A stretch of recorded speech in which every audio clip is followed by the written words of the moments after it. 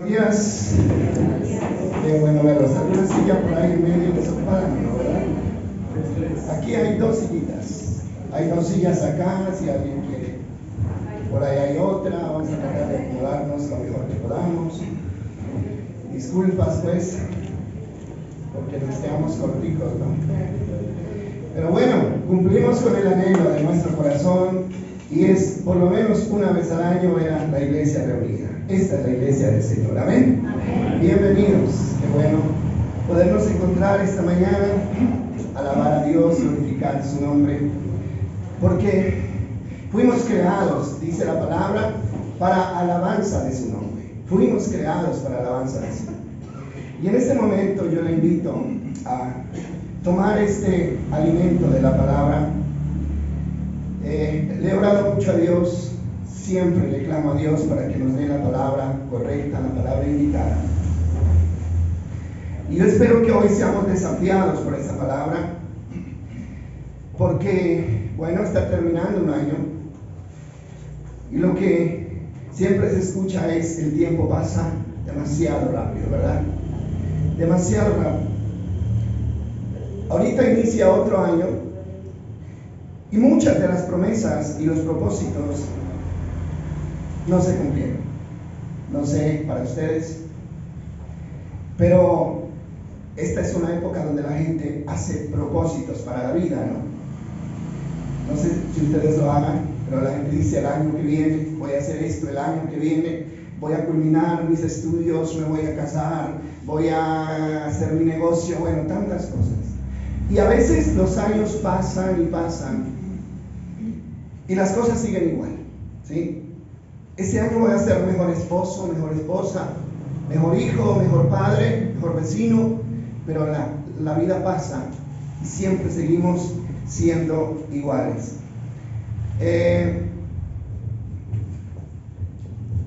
¿Por qué no se cumplen los propósitos? Es la pregunta. ¿Por qué no se cumplen los propósitos? ¿Por qué los seres humanos van de frustración en frustración? Y eso es lo que queremos esta mañana entender a la luz de la palabra de nuestro Dios. Tal vez haya muchas respuestas cuando hay esta pregunta. ¿Por qué no pude cumplir mis sueños, mis anhelos? Y puede que hayan diferentes respuestas, pero la respuesta de hoy la encontramos en la palabra del Señor. Y es lo que a nosotros debe interesarnos. Entonces, hoy vamos a hablar cómo producir cambios positivos en nuestra vida. Y ojalá que hoy, delante de Dios, usted se comprometa a hacer ese cambio que necesita su vida, delante de Dios.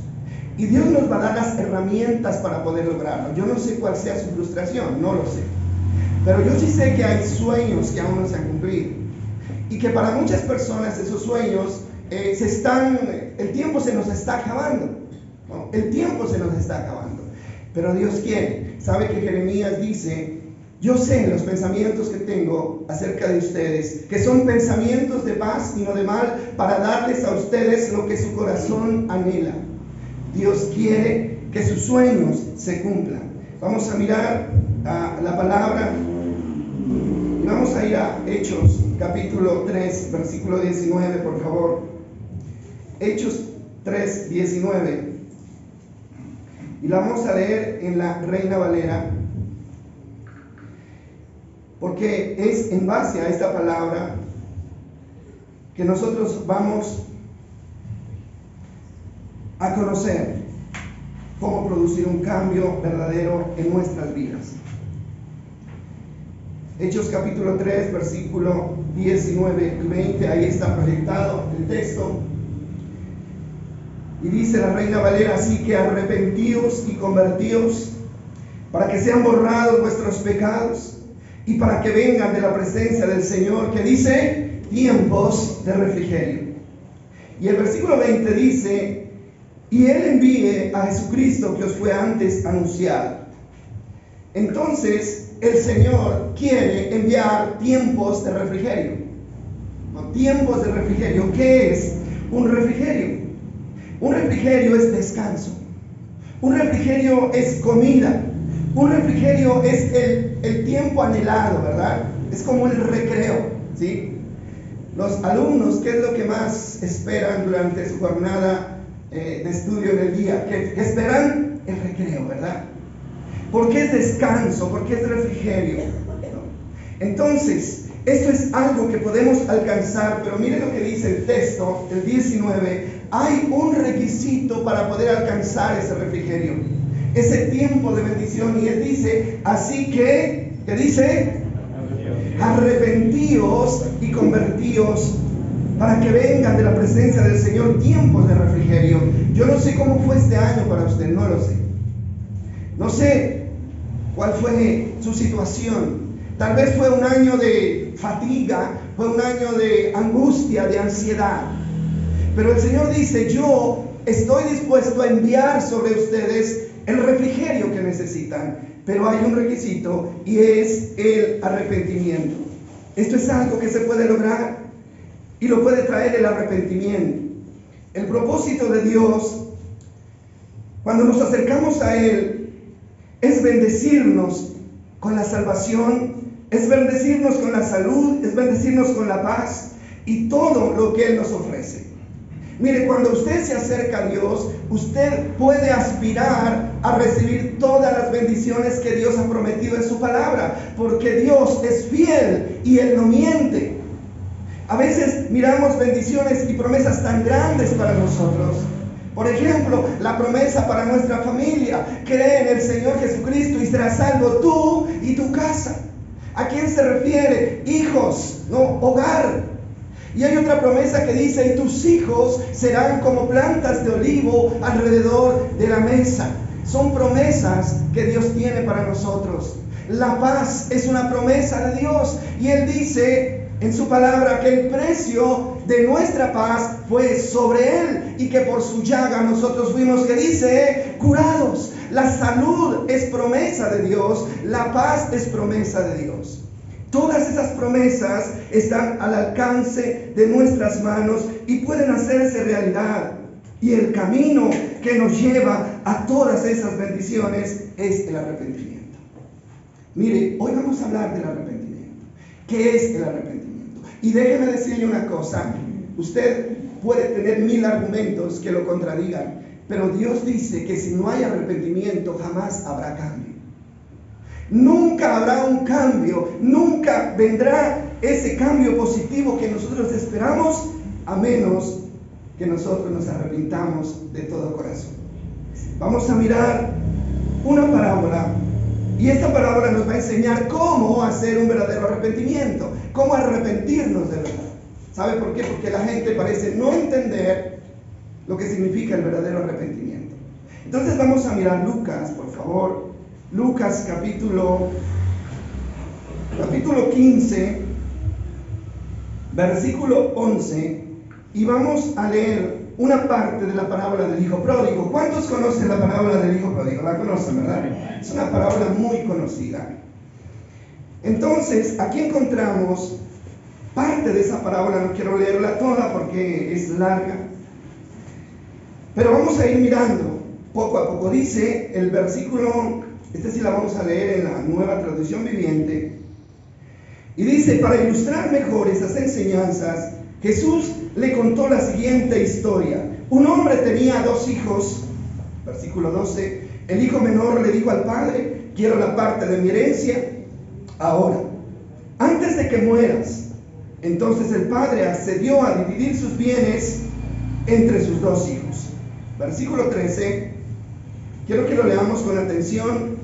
Dice: pocos días después el hijo menor empacó sus pertenencias y se mudó a una tierra distante, donde derrochó todo su dinero en una vida desenfrenada. Versículo 14. Al mismo tiempo que se le acabó el dinero, hubo una gran hambruna en todo el país y él comenzó a morirse de hambre. Convenció a un agricultor local de que lo contratara y el hombre lo envió al campo para que diera de comer a sus cerdos. Dice el versículo 16: y el joven llegó a tener tanta hambre que hasta las algarrobas con las que alimentaba a los cerdos le parecían buenas para comer, pero nadie le daba nada. Versículo 17 dice: cuando finalmente entró en razón, se dijo a sí mismo: en casa hasta los jornaleros tienen comida de sobra. Y aquí estoy yo muriéndome de hambre. 18. Volveré a la casa de mi padre y le diré: Padre, he pecado contra el cielo y contra ti. Ya no soy digno de que me llames tu hijo. Te ruego que me contrates como un jornalero. El 20, cuando terminemos la historia, dice: entonces regresó a la casa de su padre, y cuando todavía estaba lejos, su padre le vio llegar, lleno de amor y de compasión, corrió hacia su hijo, lo abrazó y lo besó. Y su hijo le dijo: Padre, he pecado contra el cielo y contra ti, y ya no soy digno de que me llames tu hijo. Pero su padre dijo a los sirvientes: rápido, traigan la mejor túnica que hay en la casa y vístanlo. Consigan un anillo para su dedo y sandalias para sus pies.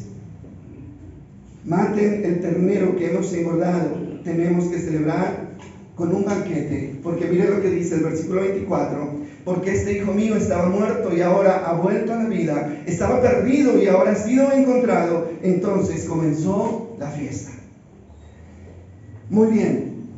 Entonces nosotros encontramos acá, esta parábola nos enseña claramente lo que es un verdadero arrepentimiento. El hijo menor toma una mala decisión, movido por el deseo de ser independiente. Óigame bien, qué peligro es tratar de querer vivir una vida sin normas, sin reglas. Eso era lo que él quería, ¿verdad? En la casa de su padre tenía todo. Tenía techo, tenía comida, tenía vestido, tenía honor, tenía respeto. Pero él no estaba cómodo en ese lugar. ¿Sabe por qué? Porque tenía que someterse a las normas de su padre. Es peligroso cuando el ser humano decide dejar las leyes y las normas a un lado. Lo único que va a venir sobre su vida es maldición, sin importar las normas que sean.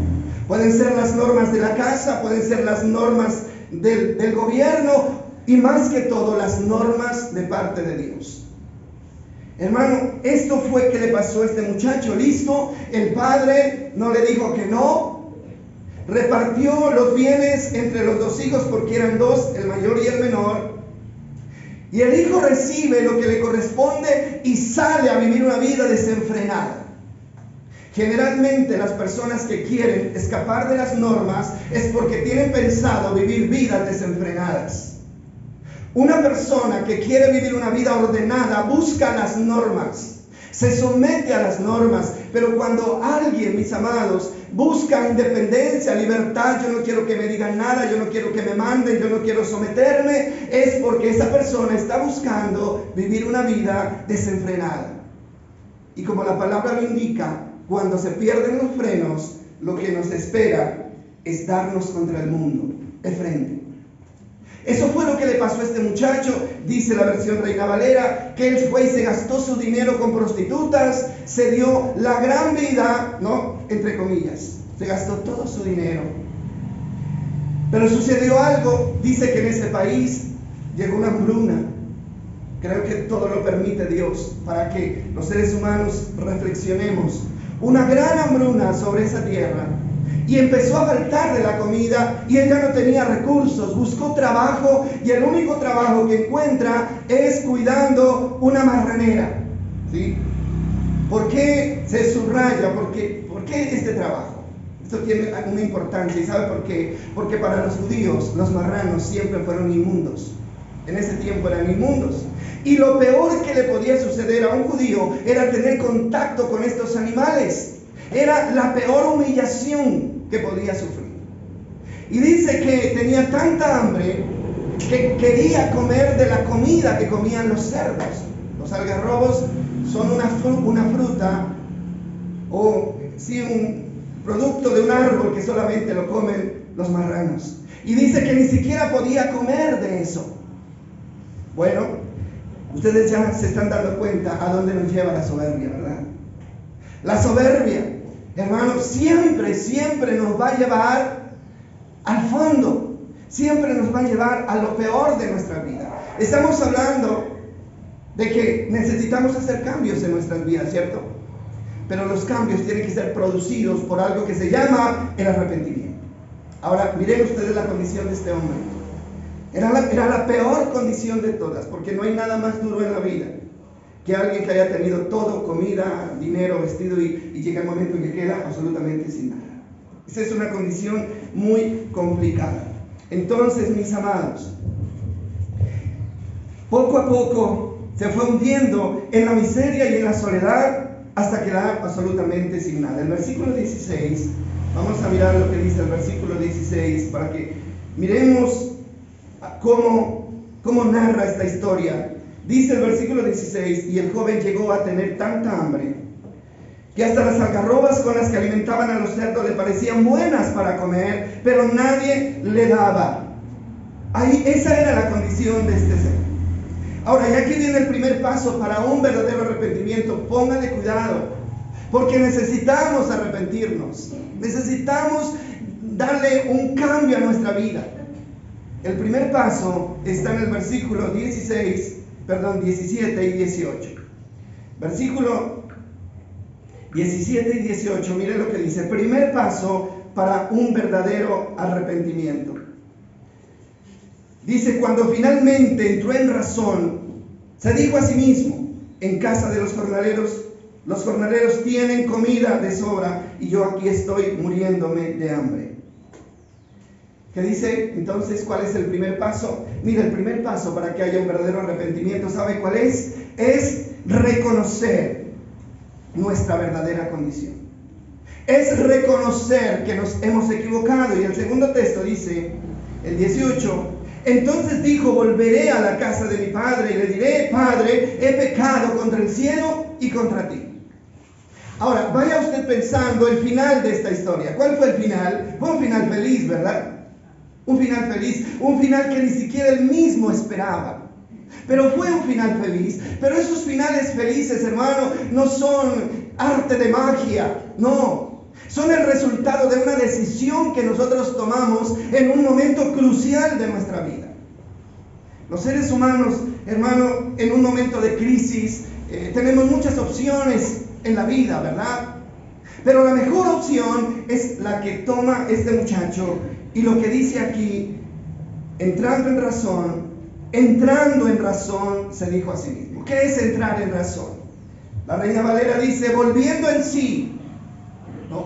El hombre estaba como loco.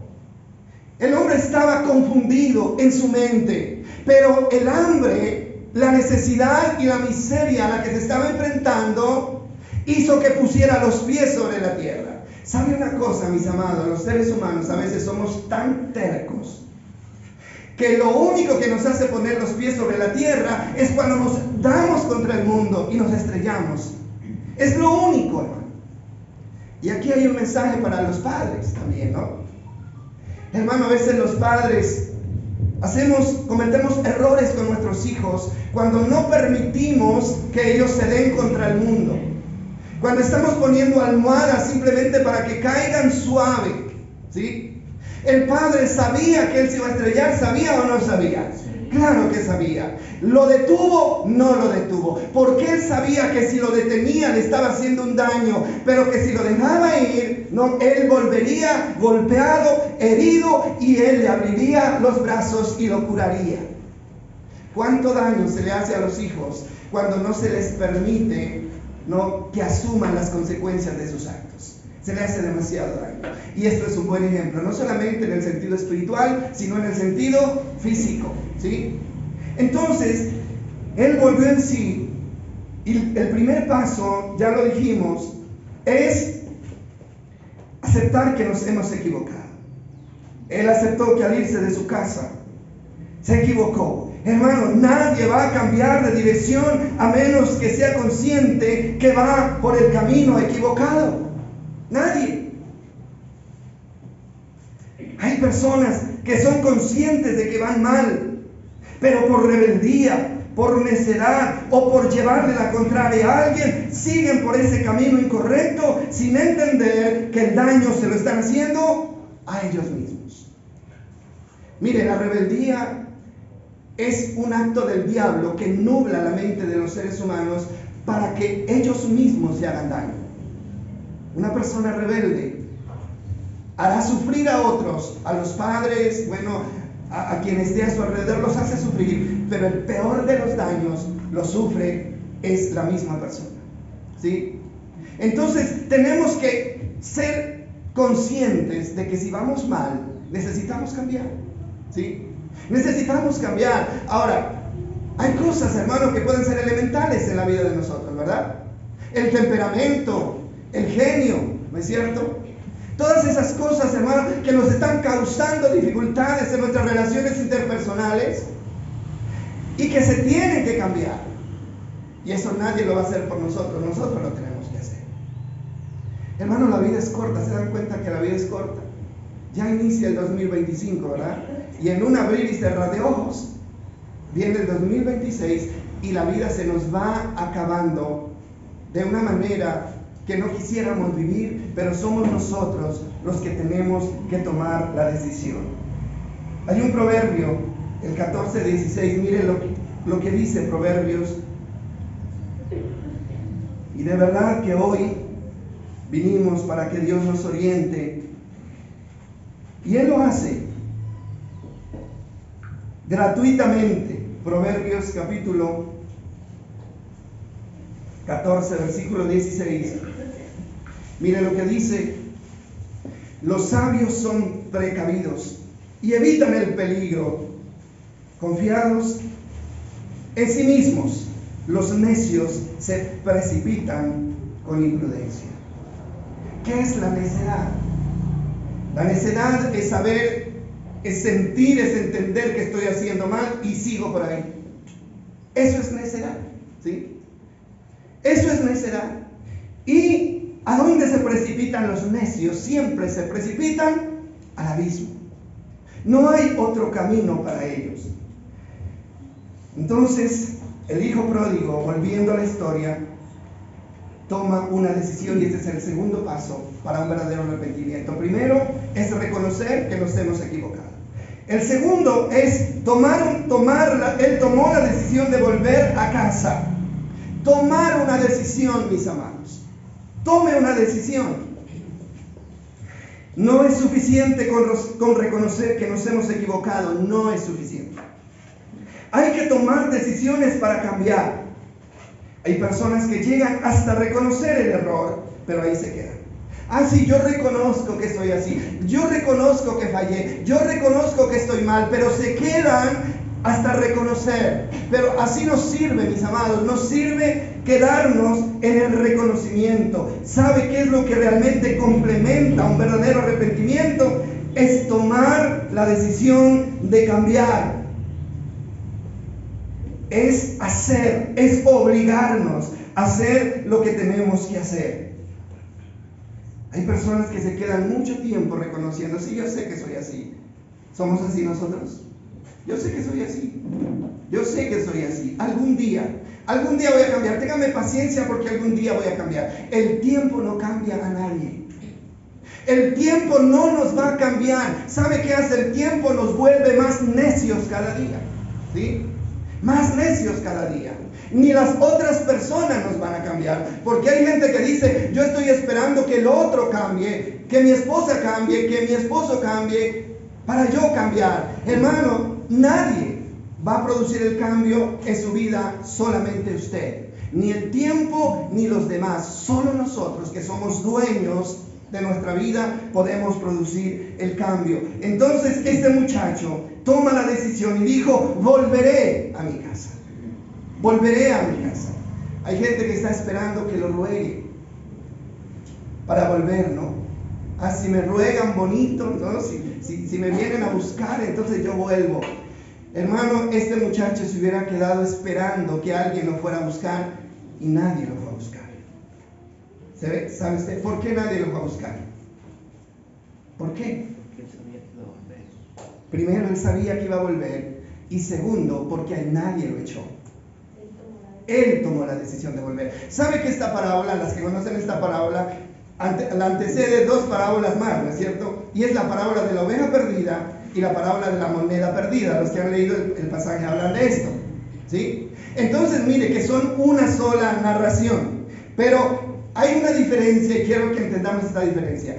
En la parábola de la oveja perdida, la historia dice, y el pastor fue a buscar a la oveja. La fue a buscar, la encontró herida, la puso en sus hombros y la llevó al redil. Y en la moneda perdida dice que la mujer, dice que revolcó toda la casa y buscó la moneda. Pero al hijo nadie lo buscó. ¿Sabe por qué? Bueno, se dice que las ovejas son animales que carecen de sentido de orientación. No tienen sentido de orientación. No son como el perro o como el gato, ¿no? Que si salen de la casa y se van lejos, ellos vuelven solitos a la casa. La oveja no. Si la dejan lejos de la casa, nunca regresa porque no tiene sentido de orientación. Y además, las ovejas están representando a la casa de Israel, ¿no es cierto? La moneda es un artefacto, inerte, ¿no es cierto? No, es algo que está muerto. Pero al hijo dice que nadie lo va a buscar. Así que el que realmente se quiere arrepentir, hermanos, sin que haya nadie que lo vaya a buscar, tiene que volver. ¿Por qué? ¿Por qué tenemos que volver?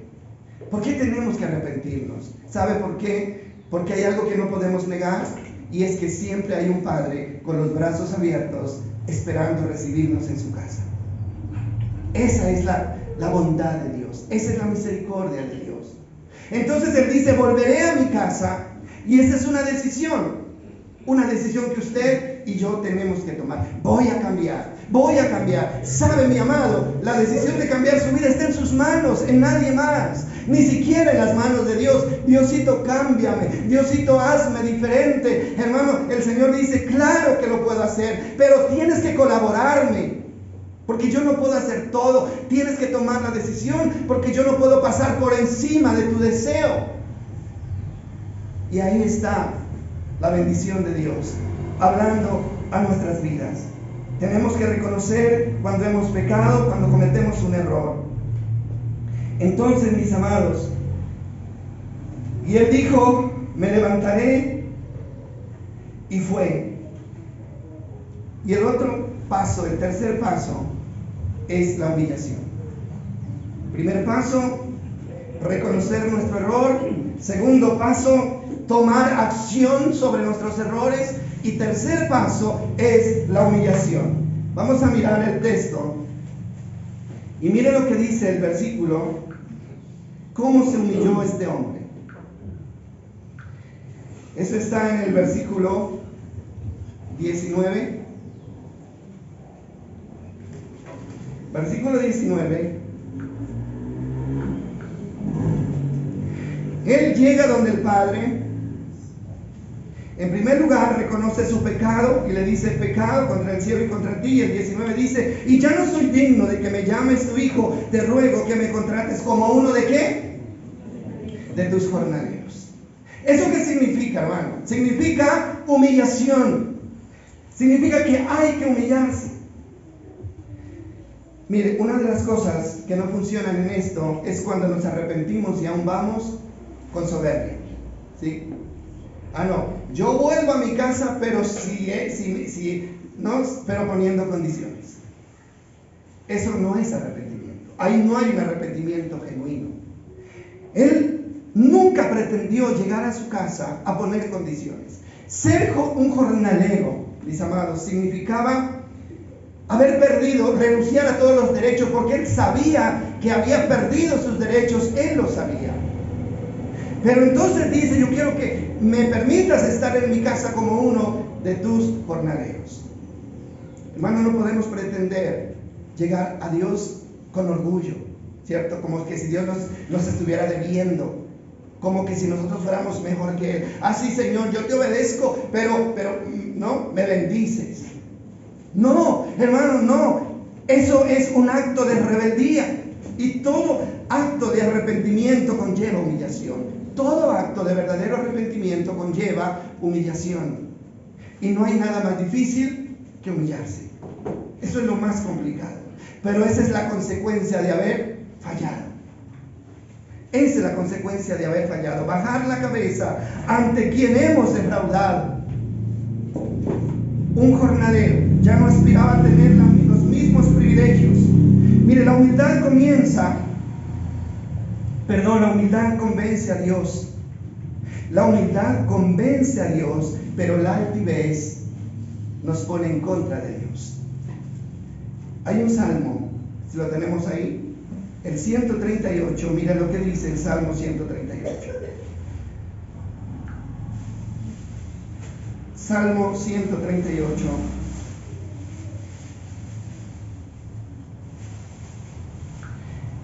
Versículo 6. Mire lo que dice. Dice, aunque el Señor es grande, se ocupa de los humildes, pero se mantiene distante de quienes. Lo voy a leer de nuevo. Aunque el Señor es grande, se ocupa de los humildes, pero se mantiene distante de los orgullosos. ¿Cuál es el orgulloso? El orgulloso es el que no quiere reconocer que se equivocó, ¿verdad? A mí tiene que darme la razón, sea como sea. Pero yo aceptar que me equivoqué, jamás. Hermano, esa persona siempre vivirá en la miseria. Siempre vivirá en la miseria. Porque el paso, hermano, el paso a la bendición comienza con el arrepentimiento. Y el arrepentimiento tiene que hacerse con humildad. ¿Qué es lo que está matando al mundo entero? ¿Por qué estamos perdiendo las bendiciones de Dios? ¿Sabe? Algo muy sencillo. Y es porque todavía hay soberbia en nuestras vidas. Porque no hemos aprendido a bajar la cabeza ni ante las personas a las que ofendemos y menos ante Dios. Y cuando el Señor dice que Dios resiste a los soberbios, pero da gracia a los humildes, eso lo dice Santiago, eso es verdad. ¿Por qué? Porque Él es humilde. Porque Él dice, aprendan de mí que soy manso y humilde de corazón. Entonces, mis amados, ¿cuál fue el resultado de todo esto? Un hombre que se fue lleno de orgullo, ¿verdad? Lleno de altivez, lleno de soberbia, lleno los bolsillos de dinero. Y él pensaba que como llevaba sus bolsillos llenos de dinero, entonces nunca más le iba a faltar nada. ¡Qué engaño! ¿Cómo se engaña la gente, verdad? ¿Cómo se engaña? Hijos que les exigen a los papás la herencia, ¿verdad? Deme mi herencia, que me la quiero gastar cuando ni siquiera les corresponde a ellos, porque ni siquiera han trabajado en la herencia que están pidiendo. Hermano, la herencia se la recibe cuando los papás ya no estén, a menos que ellos voluntariamente se la quieran dar. Pero ningún hijo debe pretender sacar o presionar a los padres para que entreguen lo que con tanto sacrificio han trabajado durante toda su vida. Eso me parece demasiado injusto, ¿sí? Entonces, lo hizo ¿por qué? Porque él pensaba que el dinero era todo en la vida. Pero el dinero se acaba. ¿Sabían ustedes eso? El dinero se acaba. Y más si se vive desenfrenadamente. Entonces, a pesar de la ofensa que le hizo, a pesar del desprecio con su padre, a pesar de que no le importó el dolor de haberlo dejado solo, cuando él regresa, ¿no? Dice la historia que el padre sale y lo ve a lo lejos,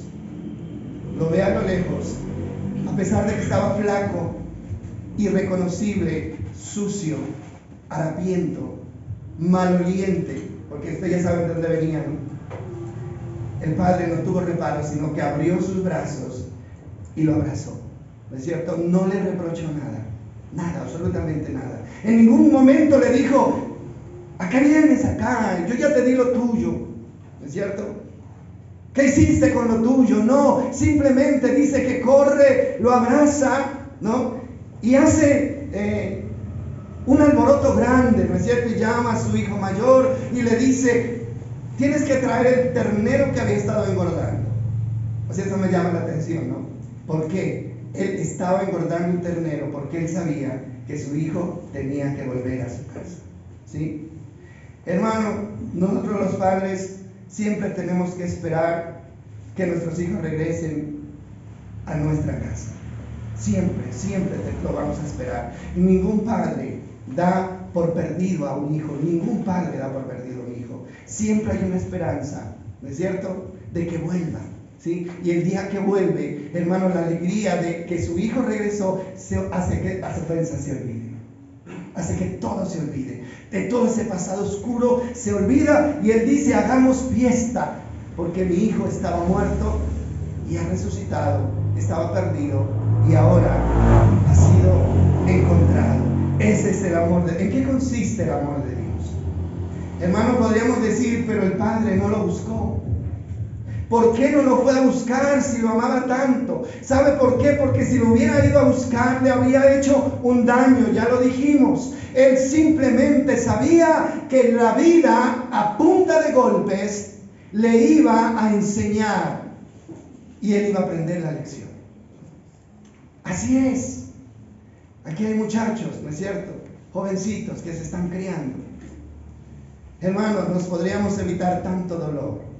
Nos podríamos evitar tantos descalabros en la vida si realmente nosotros con humildad nos mantuviéramos donde tenemos que mantenernos, y es bajo la cobertura de nuestro Padre Celestial, sin irnos ni a la derecha ni a la izquierda.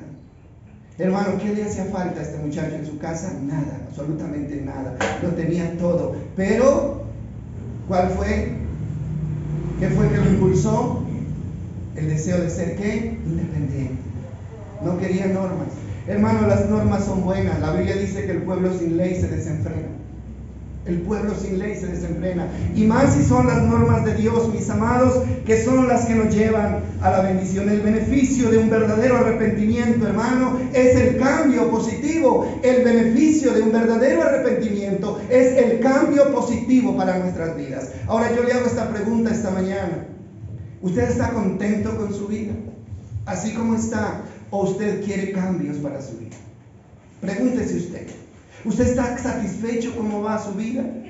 ¿No? Si está contento con su vida, entonces no se preocupe, siga así, porque eso significa que ya logró la meta. Pero si usted siente que algo le falta, si usted siente que hay frustraciones en su vida por alguna razón sentimental, económica, espiritual, familiar, hermano, usted puede lograr lo que usted quiera, porque hay un Dios que está esperando con los brazos abiertos para darnos lo que necesitamos. ¿Cuántos creen eso, mis amados? Él está esperándonos. Hermano, ya no es tiempo de pensar en lo que perdimos. Ya no es tiempo de mirar hacia atrás. Ya no es tiempo de recordar la cochera de donde salimos o donde estuvimos. Es tiempo de proyectarnos a lo que nos espera. A lo que nos espera. Los brazos de amor de un Padre bueno que siempre se complace en recibir a sus hijos. Amén. Hermano, es posible. Tal vez los cambios no se han dado, mis amados. ¿Sabe por qué? Porque no los hemos hecho como deberíamos hacerlo, teniendo en cuenta que es el arrepentimiento verdadero el que produce el cambio. Esos arrepentimientos, hermano, de un rato no sirven. El arrepentimiento de un momento, el arrepentimiento que es por emoción, hermano, simplemente nos lleva un tramo de la vida por el camino correcto, pero luego nos devuelve a la misma situación. ¿Sí? ¿Qué tenemos que cambiar? Pregúntese usted esta mañana, ¿yo qué tengo que cambiar? ¿Sí? ¿Qué está afectando mi vida en este momento? ¿Qué está afectando mi relación familiar? ¿Qué está afectando mi relación con Dios? ¿Qué está afectando mi relación laboral? ¿Qué está afectando? ¿Qué está frustrando mis sueños? ¿Qué está frustrando mis sueños? Y si usted descubre la causa, si usted descubre la razón, mis amados, este es el momento de trabajar sobre nuestro cambio. Pero quiero decirles algo: no lo hagan sin un verdadero arrepentimiento. Perderían el tiempo. Y dentro de un año nos veríamos de nuevo aquí contando la misma historia de fracaso. Nos veríamos aquí contando la misma historia de fracaso. No espere, hermano, que sea el otro el que cambie. Nosotros tenemos que tomar la decisión. Amén. Tenemos que tomar la decisión. Y yo quiero terminar esta mañana, pero quisiera, mis amados, terminar esta reflexión y pedirles el favor que no echemos en saco roto esta palabra. Vuelva a su casa, lea de nuevo esta parábola, mírela con sus propios ojos y pídale al Espíritu Santo que lo ilumine. Pídale al Espíritu Santo que lo ilumine para dar estos pasos. Yo sé que Dios tiene cosas especiales para nosotros. ¿Cuántos tienen eso, mis amados? Él tiene bendiciones más grandes que usted no ha visto, mis amados. Usted todavía le falta, a nosotros nos falta ver cosas grandes. Hermano, esos sueños, esos anhelos que de pronto dejamos dormidos ahí, despertémoslos y vayamos hacia ellos. Porque Dios quiere darnos vida y vida en abundancia. Déjenme decirles que el tiempo que nos resta aquí en este mundo es poco. Ya no es demasiado, y es poco. Y no vale la pena, hermano, terminar estos días que nos quedan frustrados. Dígale, Señor, yo quiero ver tu gloria en mi vida. Quiero ver tu gloria en mi familia. Yo quiero verte actuar. Yo quiero tu abrazo. ¿Qué hizo el Padre con el Hijo? Dice que hizo 3 cosas, ¿no? Le puso una túnica nueva. No era la de segunda, ¿no? No era la que la había dejado cuando se fue. Túnica nueva, un anillo en su mano, un anillo nuevo y sandalias, ¿no es cierto? Lo vistió. Eso significa ropa nueva. ¿Qué significa? Vida nueva. Significa vida nueva. Y ese anillo era como devolverle el honor que había perdido. Sigue siendo mi hijo. Yo no te recibo como un jornalero, no, porque aquí en mi casa no hay jornaleros, hay hijos con derecho y con privilegios. Y esas sandalias nuevas, ¿no? Lo vistió y le devolvió el honor que había perdido. Yo creo que este muchacho nunca más quiso salir de ahí, ¿verdad? Porque él ya conocía a dónde iba. Por eso es necesario que conozcamos y toquemos fondo. Hay que dejar a la gente que quiere tocar fondo que lo toque. ¿Sí? A veces Dios quiere disciplinar y nosotros le ponemos la mano a Dios y lo detenemos. No lo haga, papá, no lo haga, me duele. Hermano, más nos va a doler ver a nuestros hijos que se pierdan tal vez. ¿Sí? Entonces, mis amados, vamos a estar de pie esta mañana, conscientes de esta verdad. Dígale, Señor, gracias porque tengo esperanza. Gracias porque mis sueños se pueden hacer realidad. Gracias, Señor, porque todos, dice la palabra, dice que todos nos descarriamos como ovejas. Todos nos descarriamos como ovejas. Pero Dios dice que cargó en Jesucristo el pecado de todos nosotros. Señor, reconocemos, Dios, que necesitamos un trato especial para nuestras vidas, soberano Dios. Gracias porque el deseo tuyo, Señor, como dice tu palabra, es tenernos bajo tus alas como la gallina tiene a los pollitos, Señor, bajo su cobertura. Ese es tu deseo, Señor. Pero tu palabra dice, Señor, que hubo un pueblo que no quiso el abrigo de tus alas, no quiso la protección de tus alas y se fue. Y a ti te dolió, Señor, a ti te dolió. Dios de los cielos, es ahí bajo tus alas donde podemos estar seguros. Es ahí bajo tus alas donde nuestros sueños se van a hacer realidad. Es ahí donde vamos a ver la vida abundante que tú has prometido para nosotros, Dios. Todos, Señor amado, necesitamos corregir cosas en nuestras vidas. Espíritu Santo, pedimos tu dirección esta mañana. Pedimos tu dirección y tu cobertura esta mañana, Espíritu de Dios. Llévanos por el camino del verdadero arrepentimiento, porque vienen tiempos de refrigerio, vienen tiempos de refrigerio, vienen tiempos de descanso para nuestras vidas. Vamos a poder dormir tranquilos, vamos a poder caminar tranquilos, vamos a ir por la vida en paz y en seguridad. Vamos a entrar en ese reposo que tú has preparado para nosotros.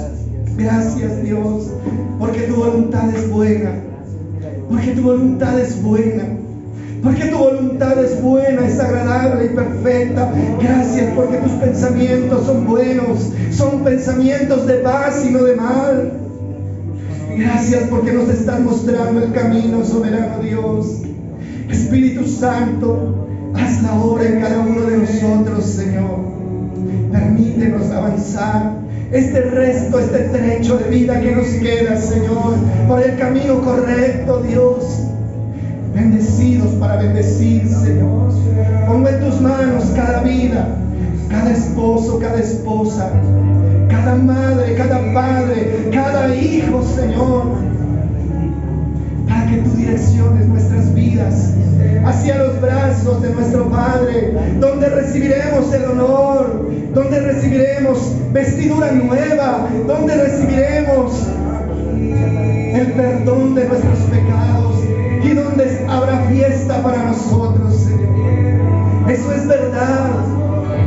es verdad, bendito Dios. Gracias, Señor. Hágase un propósito esta mañana, mis amados. Este año puede ser el año del cambio para su vida, pero lo va a hacer tomando el camino correcto, tomando la invitación de Dios. Arrepiéntanse y desde los cielos vendrán tiempos de refrigerio. Muchas gracias, bendito Dios.